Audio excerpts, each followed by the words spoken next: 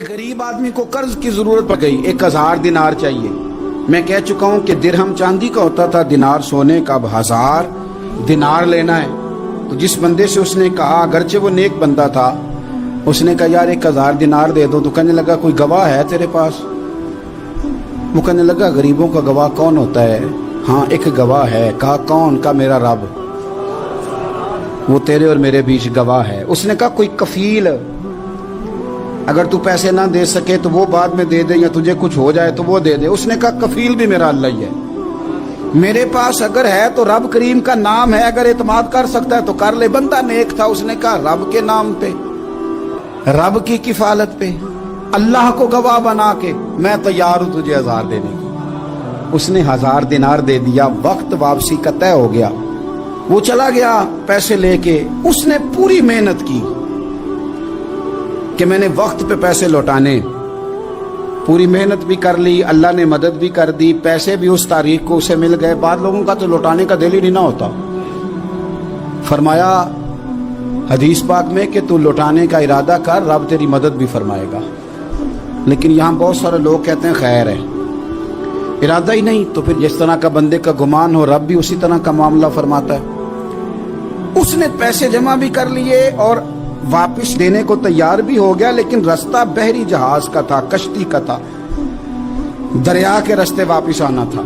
अब वो जब आ गया दरिया के किनारे तो बड़ी कोशिश की, पर वहां उसे कोई कश्ती नहीं मिली। वक्त पे पैसे लौटाने हैं, सफर करना है, अब सवारी मुयस्सर नहीं है। सोच सोच के परेशान था कि मैंने तो अल्लाह के नाम पे लिए। अचानक दिल में एक तजवीज़ आई। उसने एक लकड़ी ली, लकड़ी को अंदर से खोला, 1000 दिनार उसमें भरा। बुखारी पढ़ रहा हूँ, और साथ एक खत भी लिखा कि यार मैं पैसे पहुंचाना चाहता था पर मुझे कोई चीज नहीं मिली दरिया के उस पार आने, अल्लाह के नाम पर तेरी तरफ रवाना कर रहा हूँ। और ये कह के वो लकड़ी दरिया में रख दी। वो लकड़ी डूब गई है, वापस आ गया। वो जिसने पैसे लेने थे वो ऐन मुकर्ररा वक्त पर दरिया किनारे आया। सुबह से सरे शाम तक उसने इंतजार किया। दिल ढलने लगा तो दिल में ख्याल आ गया कि यार नहीं, उसने देने ही नहीं, झूठा वादा कर गया, पहुंचा ही नहीं वक्त पे। अब जब वापस लौटने लगा तो अचानक दरिया में एक लकड़ी तैरती हुई दिखाई दी। कहने लगा ले जाता हूं, शाम को रोटियां पकाने के काम आएगी, ईंधन बना के जला लूंगा, हंडिया पक जाएगी। लकड़ी उठा के जलाने के लिए घर लाया। गुमान था कि वो नहीं आया वादा करके, अल्लाह को कफील और वकील बना के और गवाह बना के फिर भी नहीं आया। लकड़ी लेके घर गया, बुखारी है। और जब उसको चीरा ना कि मैं इसकी आग जलाऊंगा, खोला तो अंदर से 1000 दिनार भी निकल आया, खत भी निकल आया। अब जरा समझना, उसके दिल में बात किसने डाली कि तू लकड़ी में पैसे डाल दे? अल्लाह ने। उस बंदे को मुकर्ररा वक्त पे किनारे भेजा किसने?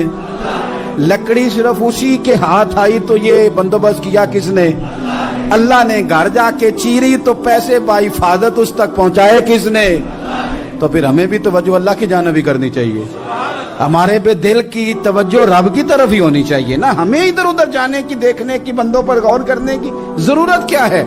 वो पैसे पहुंच गए, ये वहां अपनी जगह पे परेशान था। इसने 1000 दिनार और जमा किया। फिर दोबारा एक दिन दरिया किनारे आया, कश्ती मिल गई, बैठ के अपने उस भाई के पास आया। कहने लगा देखना मुझ पर बदगुमान ना होना, पैसे उस तारीख को भी जमा कर लिए थे। दरिया पे आया था पर कश्ती नहीं मिली थी।